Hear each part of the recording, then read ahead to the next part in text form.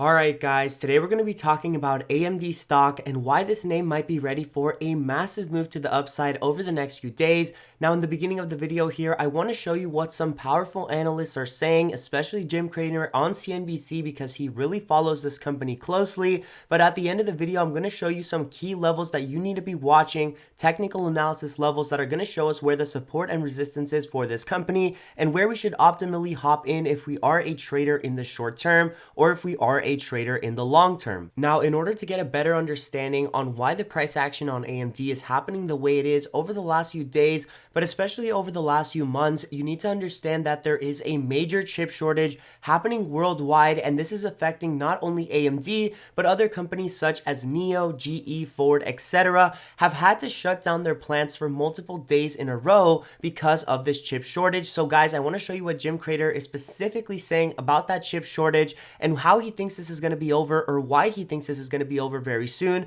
which could possibly provide us some upside into AMD stock. FT's got a piece about Volkswagen warning that the auto chip shortage will force a bigger production cut in Q2 than in Q1, and we're going to definitely look to Ford to see if they ratify that. I think that we're starting to see the end of the tightness, Carl. I see Taiwan Semi starting to talk about making lower-end chips, which is what you need.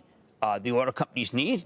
I think that as much as I like Volkswagen, I have a feeling that they are out of step with what's been happening in the last 72 hours. So as you can see, Cramer is very optimistic on us getting out of this chip shortage in the short term. And really what he's trying to explain is that companies have noticed this shortage and they've noticed for what reasons it is happening. And they are trying to focus on producing these lower end chips, which are in very high demand right now as a result of electronics selling at a high rate and also as a result of a very large EV boom. So if we do want to continue pushing towards an EV market in 2050 or 2025, whatever the goal might be, it really is going to be critical that we get a lot of these lower end chips being produced and that a lot of these major companies start to dedicate more time and more effort into producing these lower end chips.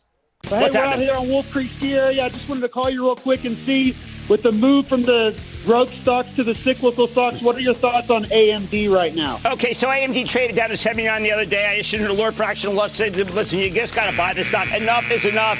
I know that if they had not bought the Xilinx, the stock would be up at 100. So I think I'm cautioning, I say patience. I think that Lisa Su's got a plan. The plan is a good one. The demand is strong. AMD is a buy. As you can tell from this funny clip, Cramer really does love AMD stock, and this is one of the main ones that he pushes on a daily basis. So I really do think there's a solid foundation, like he says, as a result of not only the CEO's pressure with the company and her pushing it to higher levels always, but as well the demand with the sector and how strong this chip demand will be, not only today, but 10 years down the line. So ultimately, I want to hone in on the patterns that are setting up with AMD stock and show you guys on the chart where are the clear and obvious levels to buy and sell this company, what should we watch out for over the next few days as a warning sign that this one might be coming down lower, and really what should we do with this as investors if we do want to make a great return. Now, getting over to the chart for AMD, it is going to be absolutely critical to find out where the overarching levels of support and resistance are for the company. So as you can see here from the chart, we are on the 1 hour time frame, which means we're going to be able to see what's been happening all the way from August until now in June. And really what we want to know from this AMD stock is where can we consistently see a level of support and resistance? Where can we rely on this stock to either bounce or sell off at a certain point? And what you can see here is that ever since August of last year, we have been consistently getting a bounce at around $75 a share. And this has been what's significantly holding for this company, especially here in the short term, where we have seen a lot more selling and a lot more negative pressure on the market. So really, this is very good that we are able to continue holding this support at $75, even though the market has been a lot more bearish over the last few days than it has been in the significant past. But in order to know what's going to be happening in the short term with AMD, we need to take a closer look at the chart. So I want to zoom in on what's happening here recently and what's been going on with AMC in the last week and a half. And you can see that it really is not a great sign. We're making a sort of wedge here. And what this means is that we could be getting ready for a breakout. However, you can see that we have a lot more red candles inside of this wedge than green. And usually that could be an early sign that this wedge will be breaking to the downside. So as you guys guys know, I am very long-term bullish on AMD. I hold shares of this company significantly around that $75 price range where we've consistently seen the support, but over the last few days, I've been seeing nothing but bearish signs, and this is not going to be a great sign of what could happen over the next few days. And I really do think that we might be seeing a breakdown either back down to this 200 EMA, which is ultimately what shows us growth in the long-term direction, or we could be heading all the way down back to 77 or $78 a share, which wouldn't surprise me and which would just ultimately be another great opportunity to pick up shares. You can see that AMD has been getting significantly beat down over the last few days and has been having trouble finding volume. The same with Apple and the same with a lot of these other companies that I have been cautioning you guys about.